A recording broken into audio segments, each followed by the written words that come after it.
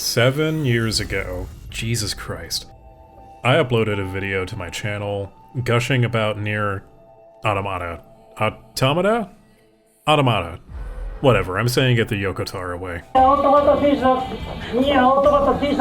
Automata certainly set the gaming world on fire back then, and even now, people are still cosplaying 2B, talking about the game, or making fan art. Extremely horny fan art, let's be honest with ourselves. Few games manage to leave such a lasting impression on the collective gamer consciousness. Also, I recently discovered Kinokuniya exists here in the States, and I bought Volume 1 of the art book because I genuinely love Automata's art style, and now it's just all over my brain like those machines that squirted out Adam. Now, almost a decade later, I feel like it's a good time to check back in with Automata and see how it holds up. Certain other games have been making me think about it too. Anyway, this video will be part 1 of 2 videos. In this here video, I'll be talking about gameplay and how it handles in the modern day of 2024, so let's get into it. If you're familiar at all with Platinum games, you know, stuff like Bayonetta and Metal Gear Rising, you'll know what's going on with Automata. Or will you? Sure, it's an action game, but also sometimes maybe not. See, this is a Yoko Taro game, and it has to be weird.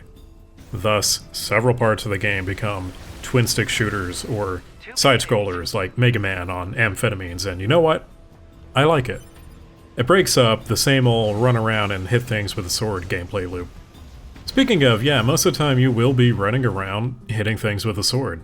You could also do that with a spear, or an axe, or fists. I think that's about it, but there's a good variety of each of those categories. Some of them are downright wacky. And of course, there have to be RPG mechanics because this is a Yoko Taro game.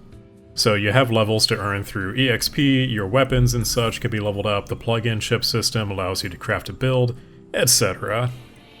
Not to mention quests to get you sidetracked and spend more time running around. Yes. 2B sure does run, good. Now, there are lots of little gameplay things I want to mention, so I'll just rapid fire these. Did you know you can float down using your pod? 2B knows when you're trying to look up her skirt. Hold up on the D-pad and you'll get a paused quick menu. I legit didn't find this out until recently, I'm not gonna lie. You can get rid of the skirt by self-destructing.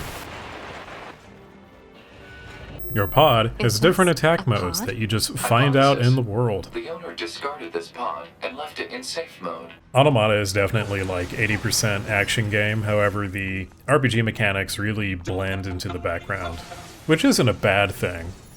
And boy, what an action game it is. Here's the thing I've noticed with Platinum games in particular. Despite how old some of their work is by now, it's still fun.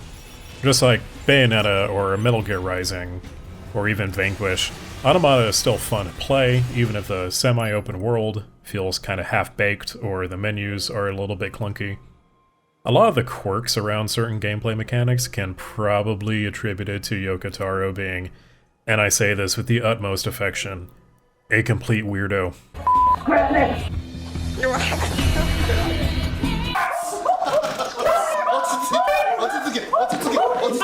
Just as an example, fast travel exists in the game, but it's locked behind a particular story beat. You'll be playing for a few hours without it available. Why? Because Yoko Taro. Thank you. I don't know any other game that does this to this extent. In the year of our Lord, 2024, I think Automata holds up.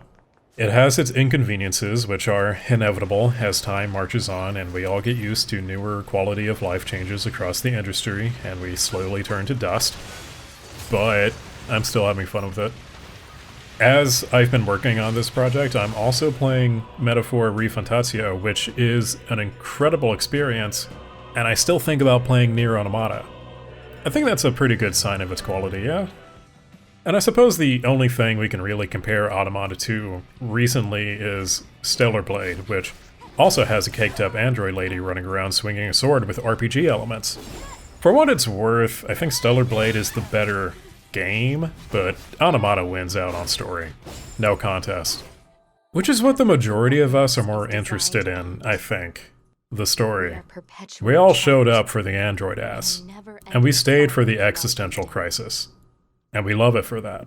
Is this a curse? Speaking of story, part 2 next month will be reflecting on Automata's story, so look forward to it.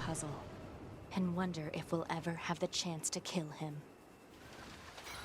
Thank you so much for watching. Make sure to subscribe if you like what I'm doing.